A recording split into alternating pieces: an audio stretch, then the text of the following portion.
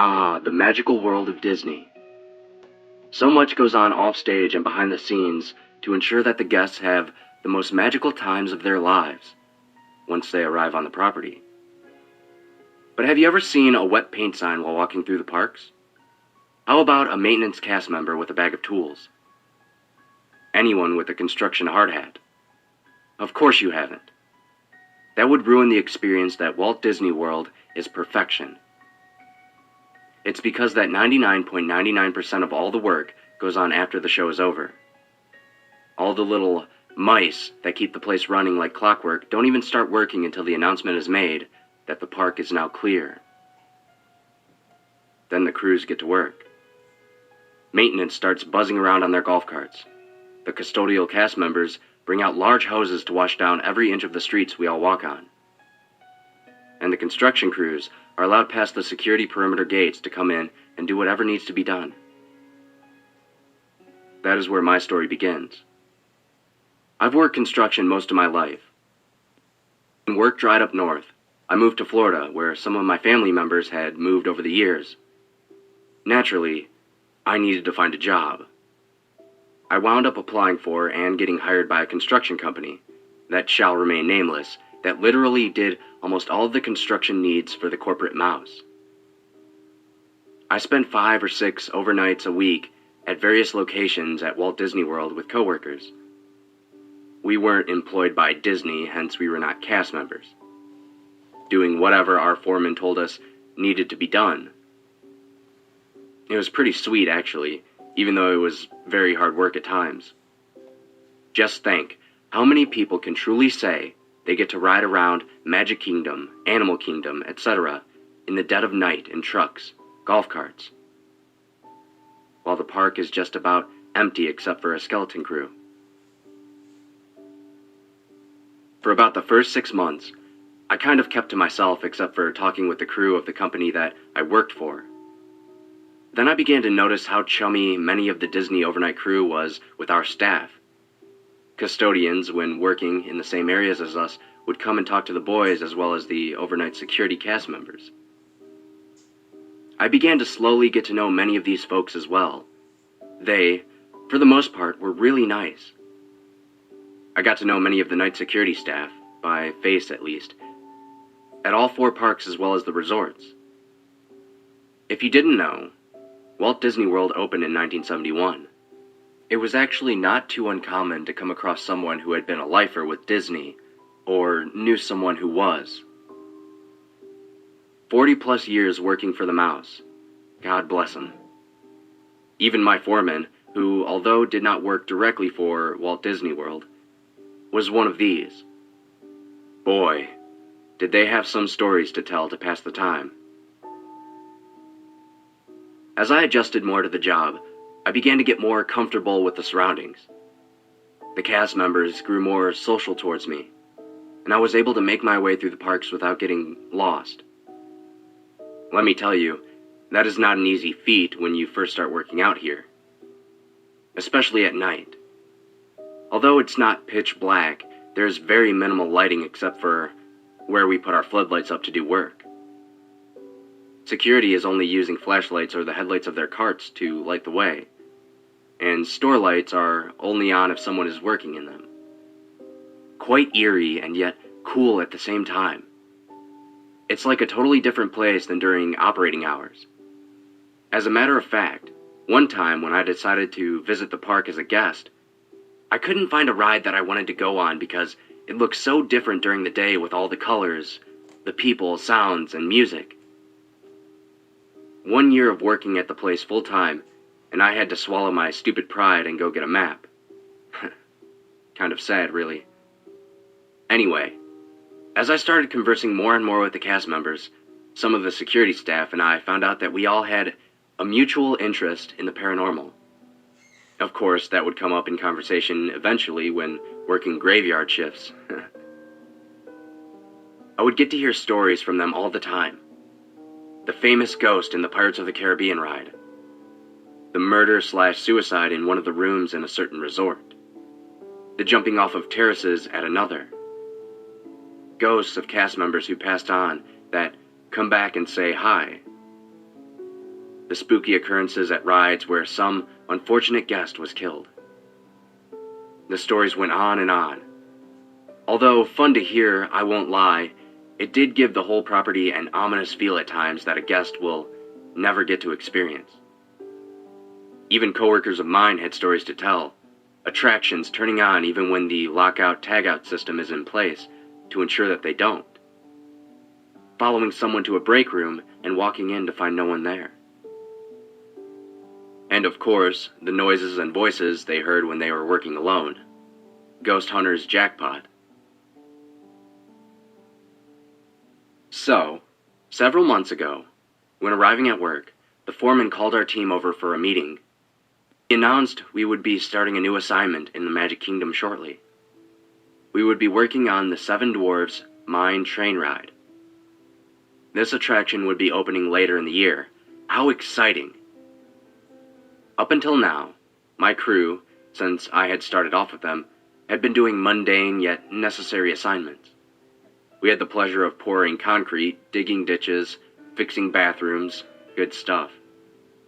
Now we were actually going to get to work on an attraction. Imagine me getting to tell my future wife and children that I helped make this as we were riding it. They would be so proud of me. The building was already up for the most part, and we were going to be working on making it show-ready. You know, making a building look like a mine inside and out. Fabricating rocks, fixating jewels, the works. When the time finally came to start this, our foreman had us meet in one of the cast member break rooms inside the attraction. For those that don't know, most, if not all attractions have break rooms inside them that the public can't see. A cast member working the ride literally doesn't have to leave it if he or she doesn't want to, even for a lunch break. He explained the job, who would be doing what each week, all of the normal details. Then he proceeded to tell us that as per Disney management, we were to all take our lunch breaks at 3 a.m., and to only take it in this particular break room we were in. I thought that was kind of weird. Since my employment with them began, we were never told when and where to take lunch. We used to always stagger our breaks as well so that most of the crew was always working. Whatever, I guess. The mouse paid our bills, and who the hell was I to question it? I was still the rookie, but I will say this. I saw what I was thinking in the eyes of my coworkers as well. We were only a group of 10 guys on this assignment, and we were broken up into groups of 5. One group would work on the outside, and one group on the inside of the attraction. I was the inside group. It was a pain to work in that thing. Due to the size of spaces where we had to work, maybe 1 or 2 floodlights would fit in an area where we were working. It gave an effect of staring into a fire in the woods. While working on a wall, it was bright as hell. When you came out of that space, you were blind as a bat. First few days, it became a running joke / contest of who tripped on something and broke their ass the most each week and had to pay for the drinks when we went out together. I paid up twice the first month. Thanks, Disney. I guess you could call me paranoid, but I would never leave my lunch bag in the fridge in the break room. I'm an absolute angry asshole if I get hungry, and after having it stolen once while at Animal Kingdom, I was not going to have it happen again, so I just carried it with my other gear from then on. We were working on the opposite side of the attraction from the break room, and it was just about lunchtime. We cleaned up all the possible trip hazards and went on break.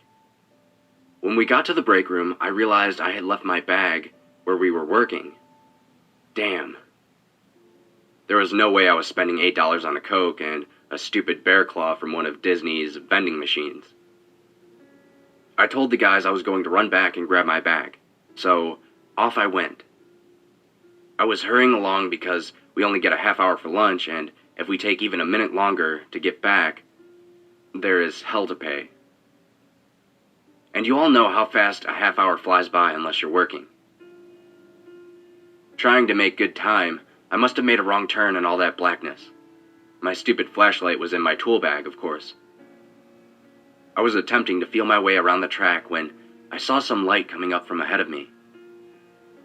They looked like they could be a set of emergency lights, but they were quite dim and flickering. Who cares? Any port in a storm, right? I slowly made my way towards them, and I began to hear voices, but I couldn't make out any words.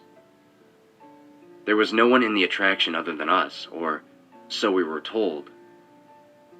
Oh my God. After all the stories I was told, was I finally going to have one of my own? As much as I felt the hairs on the back of my neck stand up, I was excited as well. Even though I really like hearing about ghosts, I can't say that I am really, truly afraid of them. I just don't want them in my home. Other than that, I find the idea of them fascinating. I slowly peeked my head around the corner. I wished to God it was a ghost I saw. It was a large, at least compared to where we were working, open space, and there was a fabricated stone slab made to look like a natural rock formation in the center. 6 figures in suits were around it in a circle. 5 were holding candles, while one was reading off what looked like an old piece of parchment. What he was saying was beyond my knowledge. Not English from what I could hear.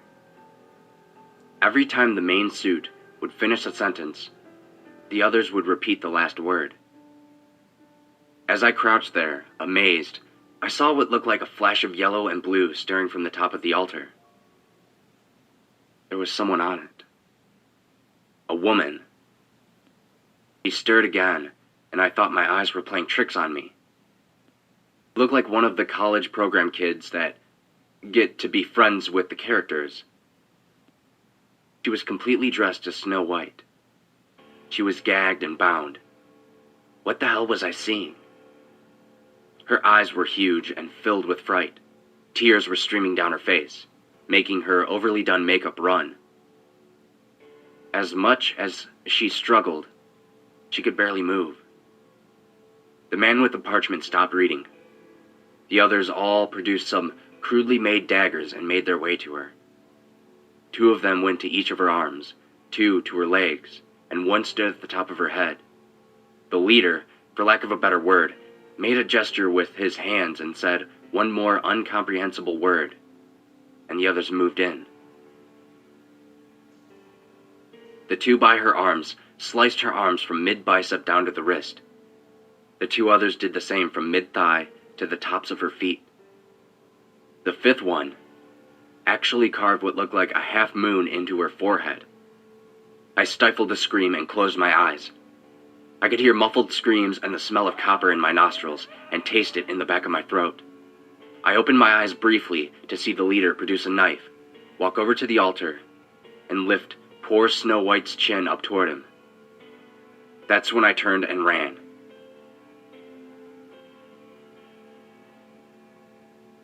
I got back to the break room, sprinting through the door. I must have looked half crazed because one of my buddies said, "What the hell happened to you, and where's your lunch?" I didn't even answer him. I just stood there. He looked me over one more time and decided to call the foreman over the radio to come talk to me. The foreman came in, took one look at me, and asked if I was feeling okay. I shook my head. He told me to go home for the remainder of my shift. I called out sick the next 3 days. In the comfort of my home, I attempted to rationalize what had happened. It had to be a gag, right? Was it my boys with an elaborate welcome to the crew trick? I mean, God, Walt Disney World is crammed full of college program kids. Late teens and early 20-year-olds away from home and college, getting paid crap just so they can put Disney on their resumes. Just fornicating and causing havoc every chance they get. Playing tricks so they can put it on their blogs or Twitter or whatever else stupid things they use to get attention. It had to be. On my first night back to work, I literally had to force myself not to turn my car around at the security gate when the guard opened it for me to enter. When I got to the break room, one of the lifers I worked with was sitting there, seemingly waiting for me. He told me to clock in, leave my stuff with him, and go and meet the foreman over by the main entrance. I looked at him quizzically, since it was pretty far from where the mine was, and it was heavily frowned upon for us non-cast members to be found wandering far from where we were assigned. I stated as such, and he said, "Just go, you'll be with your boss, so it would be his ass and not yours if someone says something." So I made my way over to the main entrance, and I found him under the train station, sitting on one of the benches. He told me to sit. We sat there for about 5 minutes without speaking. He lit up a cigarette, and I did as well. During night shift, you could get away with this if you were careful about it. He asked me what had happened to me the other night. I just shrugged, looked at the newly hosed ground, and exhaled. He put his hand on my shoulder and said that I was a great coworker, and the other guys all liked me a lot. He didn't want to lose me, and that he was surprised I came back after the way I had looked. I told him that it wasn't far from the truth. He asked me if I was just sick or if something had happened. He also asked me if maybe a cast member manager had given me a hard time, and if so, he'd handle it. I shook my head and said that he wouldn't believe me and would probably fire me for being a nut if I told him. He then said something that made me feel it was okay to tell my story. He said, "I've worked here since it was just flat land and dirt roads. Nothing you can say can shock me." I looked up at him, dead in the eyes. When I saw that he was telling the truth, I began to explain everything from the beginning. I ended the story when the other guy told me to come see him. My foreman just sat there. He flicked his cigarette butt and grounded it into the floor, a huge Disney no-no. He had sat there nodding through the entire story, not interrupting once. Never once a smirk, a smile, a look of disbelief. A custodial truck happened to drive by, and when the headlights flashed on us, I had seen that all the blood had seemed to drain from his face. He breathed in and exhaled once, from the mouth. He had the beginnings of tears in his eyes. He finally spoke. "What I'm about to tell you, kiddo, not many here have been here long enough to know, and those who do know almost never speak about it. It's sort of a taboo subject, and the few that do talk about it are too old to care or have had one too many scotches." He smiled half-heartedly at this, and I thought maybe he might stop, but he continued. "I have lived in this area for almost 80 years. I have barely been out of this state, less times than I can count on one hand. Orlando has only looked this way for a short time. If you could have seen this land in the time I grew up here, you would be amazed. Marshlands and orange groves, nothing else. Until Uncle Walt decided this was the spot for his next incredible theme park. There was practically nothing. Humans have been inhabiting this land for a very long time. The Appalachians, the Calusa, the Timucua, the Tocobago, all Native Americans that lived in or around this land you are sitting right now. The Paleo-Indians were here before them. Ancient lands. Well, I'm no historian, but I guess them Indians at some point figured out this land was a little spoiled. Spoiled as in, not just bad, but spoiled as in how a little child throws a tantrum if it doesn't get its way. At some point, when these cultures were not having good weather or crops, what have you, they figured out that a blood sacrifice could do the trick. Every time they built a large structure in the area, they drew blood. But for whatever reason, the sacrifice had to do with the structure being built.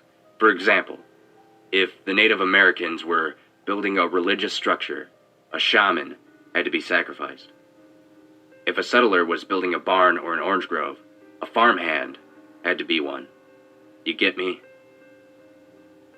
And it had to be done by the elders of the town. Couldn't be done by just anyone, but by the elders, or most influential ones in the area. You ever see that movie, Pet Sematary by Stephen King? Like that, but the important people involved. Do you know the story about Disney buying this land? He bought it not under the Disney brand, but hundreds of pseudo-companies.